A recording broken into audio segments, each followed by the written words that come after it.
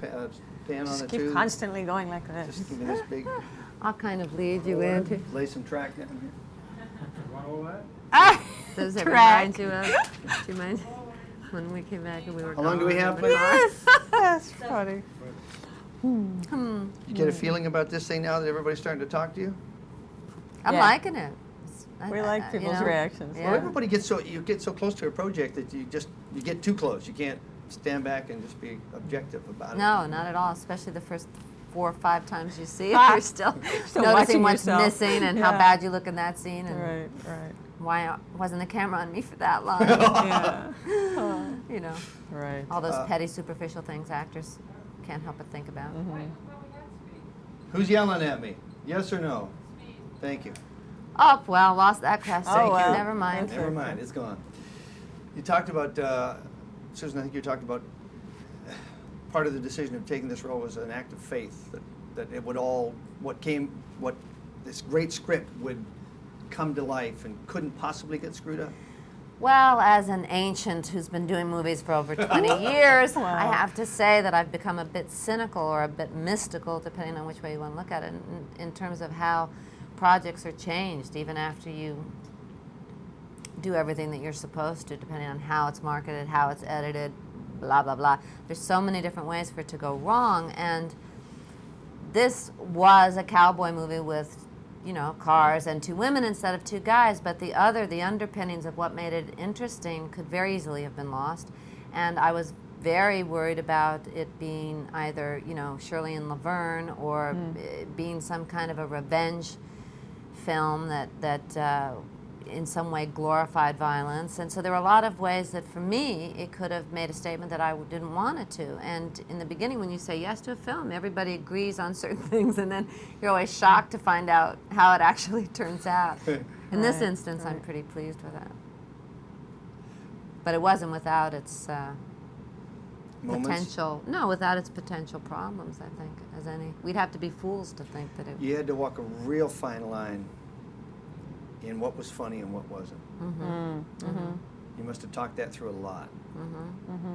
We felt that it was very important, especially for my character, and that's why I added some lines asking questions, that they be on a search and not just male bashing. You know, not just chasing down guys with excessive gold jewelry and Right. making sure they met their end. It had to be really that they were trying to figure out what their contribution to being victimized was about. And that's what makes it different than just a film where you're blaming guys. Right, and that's what you added a lot in the truck driver scene now, I remember, is that we really worked on what you say to him. It's not just like, oh, now, yeah, we get this chance to, like, really get this Get guy. off on blowing this up. It really wasn't about, it was like, we got some serious stuff we want to talk to this guy What about makes and you find think out, that you know, why? Why do you think you can do it? But even after you talk to him, he doesn't want to listen. Yeah. And for the most part, most of those guys don't want to listen. Yeah, so they needed a little visual Then we aid. had to, He wouldn't apologize, so you we had to blow it up, yeah. I wonder how many of those truck driving guys are going to walk in with their women to see this movie, and how many are going to leave. Well, I wonder how many of those women are going to walk in with their guys and then have a little And silent say, chuckle and say, I mean, no one, that's probably the furthest out of all the characters in there in terms of, Yeah. I don't think that you really think that every truck driver's like that, having done a movie about truckers and meeting truckers. There are some like that, just like there are some ad executives that are like that. No. Absolutely. Absolutely. Sure. I mean, please. But, you know, every woman isn't like us either. And the fact of the matter is that these women pay for their actions. You know, it's not funny, finally. You talk about being aware, you're looking in the rearview mirror and being aware of everything around you. You go through so many changes. It must have been very appealing to you to Yeah. go through those. It was. I thought it was a great character, a great chance to sort of be everything. You know, she goes from one sort of extreme to another, and I liked that she had to change so much. I kept waiting for the moment. I said, do it now. Please stop whining. Please change. And then you did, and when you changed, it was unlocked my heart. Oh, good. We Oh, wanted you to do that. Oh, good, good.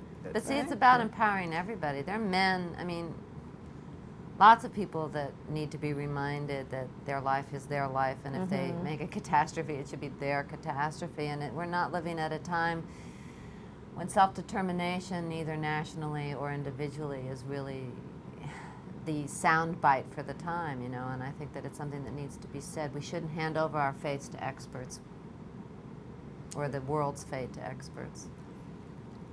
Do you hope to change lives with this movie? You'll never know about the changes. Well, right, you know, I mean, I don't think we set out to make some kind of moral tale, but, you know, if it's inspiring in any way, that's a good thing. You know, one wants to do movies that are about something and about things you care about, and sort of, I like to do things that reflect things that I'm working on in my own life, you know, and there was a lot that I could tap into. It's also completely challenged the recent studio system, because Tell me the about fact it. that this not only has two women in the leads on a weekend opening with a lot of big guys, but you know, I personally feel that I have been in some situations where the work that I've done has been insulted by taking a film away from the people that are making it and testing it purely from a motivation of greed, to try to find an ending that will make everybody feel good and will try to be like other endings that people have seen. And that's become very, very typical. Completely Standard, yeah. changing a character, you know, from a bad character to a good changer, from an ambiguous ending to a feel-good ending. And this movie is very brave in that sense. And Alan Ladd Jr. and Ridley Scott, who produced it himself, you know, have gotten away with something. If this movie manages to make money, which will completely redefine what the American public is ready to buy. And in that sense, they deserve, you know, it's about them being empowered as creative people too. And I'm very proud to be part of something that's doing that right now, because I think that, you know, that they've completely underestimated the American audience.